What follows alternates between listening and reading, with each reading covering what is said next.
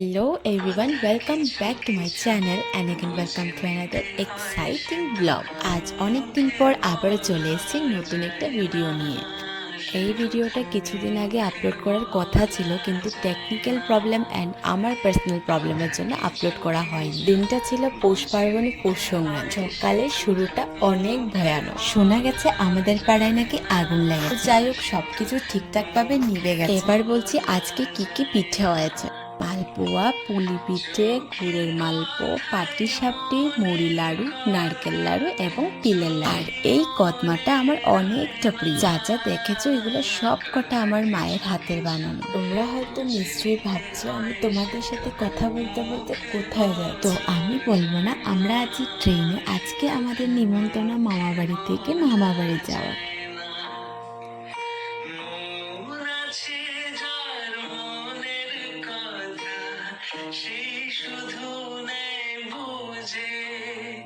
এই তো এসে গেছে। আজ অনেক দিন পর মামা বাড়ি যাচ্ছি, বুঝতে পারছো? Double double excitement.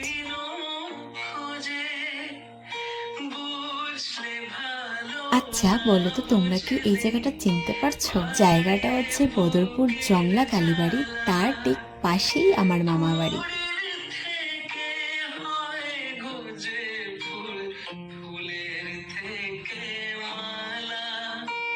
আর এখানে দেখো সবাই আমাদের অপেক্ষায়, তার ঠিক সাথে পিঠের বাজার।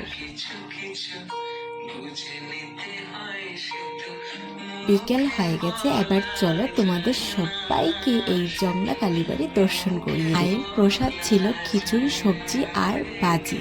এত টেস্টি ছিল তোমাদেরকে বলে বোঝাতে পারবো। তারপর ঘরে আসার পর আমার মাসি বানালো আমার ফেভারিট রুটি ঘুগনি।